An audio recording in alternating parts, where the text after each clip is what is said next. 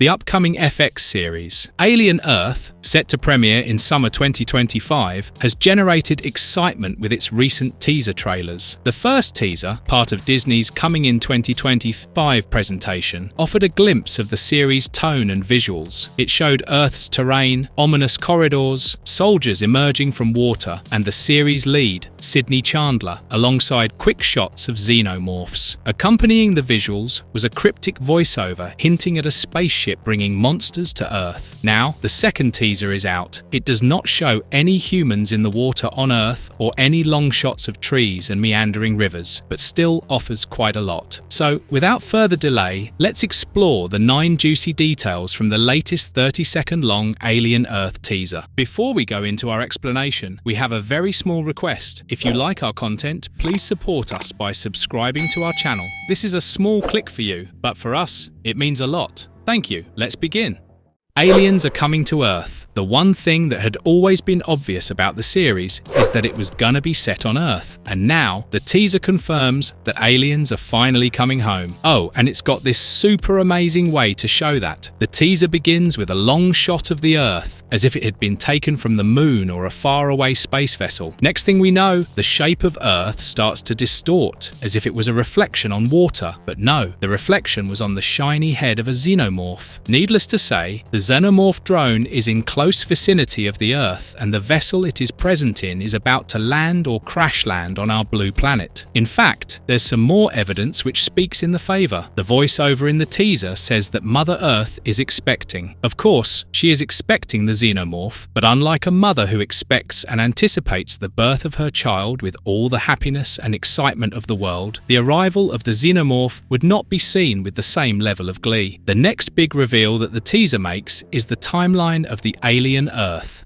The series is set immediately before the original. The trailer confirms that Mother Earth will be welcoming her guest in the year 2120. That's just 2 years before the events of the original movie, when Ellen Ripley and her crew met the biomechanical monsters for the first time. It was earlier reported that the series would take place around 30 years before the 1979 movie and a few years prior to Ridley Scott's later prequel movies. However, it has now been confirmed that the series will take place a couple of years before the original. Now, there's more to this than meets the eye. Showrunner Noah Hawley explained that he was not really interested in going back Scott's prequel films, that is, Prometheus and Covenant, and use the backstory that they provided for Aliens. I mean, the whole subplot that portrays aliens as some sort of a bioweapon. You see, he confirmed in an interview that he likes the retrofuturism of the original Alien film and Cameron's sequel, and would continue to stick to that story arc. I'm pretty sure many of you are excited to hear about this. Hawley also said that he did have plenty of conversations with Mr. Scott, where the two of them discussed the many elements of the Alien series, including the ties that the series could have with the prequels. But it seems that cutting loose and moving away was the best course of action for Hawley, and it makes sense. If he did not feel connected with a story, he should not pick up that story. Anyway, we move on to the next piece of breakdown from the teaser.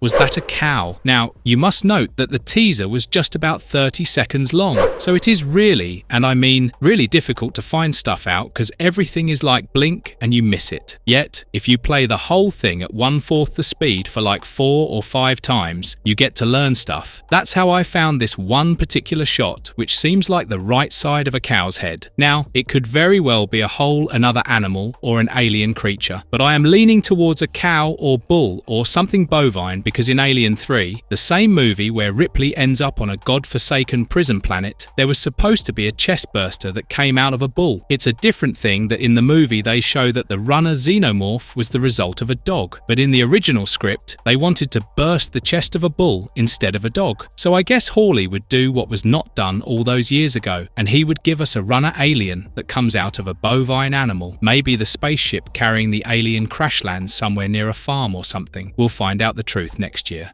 That's definitely a human. In another such fleeting scene, I managed to find the glimpse of a human, presumably wearing a spacesuit. In fact, it seemed to me that there were multiple humans present. Now, it is obvious that if a xenomorph is coming to town, it has to be on a spaceship, a human spaceship, since I don't think they will include predators into the series. Now, with human spaceships come, humans. And of course, the nasty creatures would need someone as a host, right? And the xenomorph drone we saw in the trailer looks like it came out of a human as a chestburster. There's another piece of information which suggests that alien creatures apart from xenomorphs might also feature. You see, the official description says that humans discover a mysterious space vessel that crash-landed on Earth. Could this vessel belong to predators, or better yet, engineers? What do you think? While you answer that, let's move on to the next entry that is even more exciting. A man runs for his life. So, in this scene here, we see a man running for his life, but who is he running from? Of course, a xenomorph drone. The creature has decided this man is the prey, and you can see its teeth waiting to sink into the man. Now, the official description talks about a woman and a team of soldiers discovering the space vessel and the creatures inside. An ovomorph. In another frieze still, you can spot an ovomorph opening up from the top like a flower. Needless to say, a facehugger would come out of the thing, ready to latch on to some poor unfortunate soul so that they could have a fate worse than death. And let's be honest, this was pretty much expected because there could hardly be an alien project that does not feature an ovomorph, or at least a facehugger. When can we expect the release? The teaser tells us that the series will release in the summer of 25, which means roughly a year from the last Alien project. That is Alien Romulus. Ah, what a masterpiece it was. A much-needed Alien film. Anyway, I am fairly excited for the release of Alien Earth because I believe a multiple episode show is what will really do justice to the claustrophobia and paranoia that's often attributed to the Alien franchise. All I wish is that they throw some really good alien creatures. I mean, apart from the xenomorphs.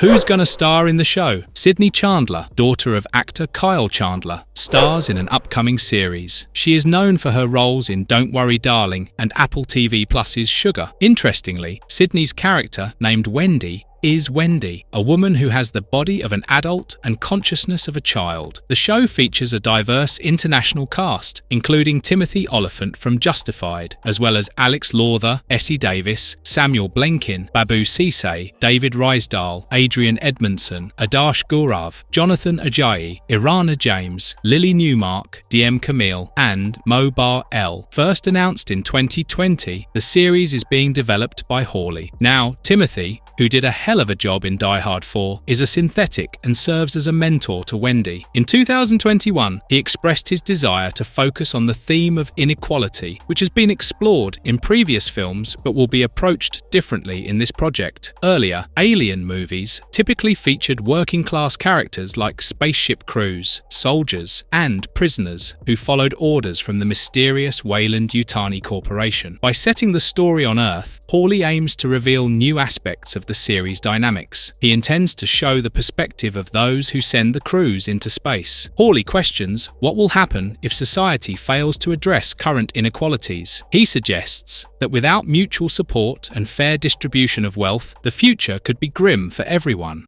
What's the official synopsis? Well, the synopsis also confirms that the series will take place pretty much on Earth, and here's what it reads. When a mysterious space vessel crash lands on Earth, a young woman and a ragtag group of tactical soldiers make a fateful discovery that puts them face to face with the planet's greatest threat.